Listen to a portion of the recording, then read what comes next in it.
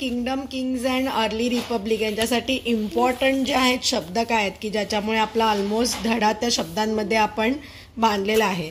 पहिले तर सॅक्रिफायसेस, म्हणजे राजा बनण्यासाठी सॅक्रिफायसेस केले जायचे. अश्वमेध, अश्वमेध हे रिच्युअलचं नाव आहे ज्याने राजा बनतं. किंगडम, चॅरिएटर म्हणजे काय, राजाचा जो चॅरिएटर आहे तो राजाचे प्रेज करायचा. बॅटलफील्ड म्हणजे युद्धभूमी. प्रीस्ट म्हणजे ब्राह्मण. रिच्युअल म्हणजे राजा बनण्यासाठी जे रिच्युअल केलं जायचं. क्षत्रिय, वैश्य, ब्राह्मण, शूद्र हे वर्ण आहेत. क्षत्रिय प्रोटेक्ट पीपल, वैश्य जे आहे ते ट्रेडिंग करतात किंवा फार्मिंग, ब्राह्मण्स पूजा अर्चा करतात, शूद्रास जे आहे त्या सगळ्यांना सर्व करतात.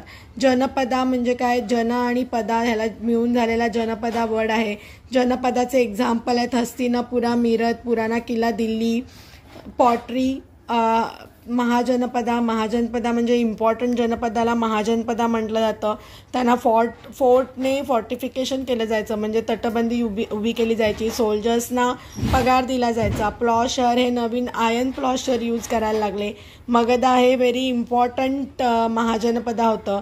बिंबिसारा, अजातशत्रू आणि महापद्मानंदा हे 3 इम्पॉर्टंट राजा आहेत. बिंबिसारा, अजातशत्रू, महापद्मानंदा. राजगृह जे आहे ते मगधाची कॅपिटल होती जुनी, त्याला आता राजगीर म्हणतात आणि ती बिहारमध्ये आहे. पण त्याच्यानंतरची जी झाली ती आहे पाटलीपुत्रा, सॉरी नॉट बिहार, ही उत्तर प्रदेशमध्ये आहे. त्याच्यानंतरची जी झाली न्यू कॅपिटल ती आहे पाटलीपुत्रा. अलेक्झांडर हा कॉन्करर येऊन गेला. अलेक्झांडर होता मॅकाडोनिया युरोपमधला. बियास नदीच्या इथे तो उतरला होता. चॅरियट्स यूज करायचे आर्मी. वज्जी ही गण आणि संघाचं जे मेन होतं ते वज्जी होतं. त्याची कॅपिटल वैशाली जे बिहारमध्ये आहे. गण आणि संघ म्हणजेच असेंब्लीज अँड असोसिएशन.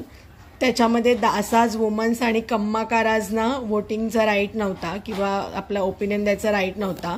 ह्यांचाच एक बुद्ध होता. आणि दिघा निकाया हे यांचं पवित्र बुक मानलं ज्याच्यामध्ये बरीचशी माहिती दिली आहे. दिघा निकाया. वसक्कारा हा अजातशत्रू या रूलरचा मंत्री होता जो बुद्धाला भेटायला गेला. चैत्याज म्हणजे त्यांचे मॉन्युमेंट्सला चैत्याज म्हटलं जातं. आणि गुप्ता रूलर्सने जे आहे ते संघाजना कॉन्कर केलं. हे असे सगळे इम्पॉर्टंट वर्ड्स आहेत. त्याचे स्पेलिंग्स आणि हे वर्ड्स लक्षात ठेवले तर it is kind of short फॉर्ममध्ये हा धडा लक्षात ठेवणं होईल. तर तुम्हाला असे आमचे व्हिडिओ युजफुल होत असतील तर लाईक, सबस्क्राईब आणि शेअर करायला विसरू नका.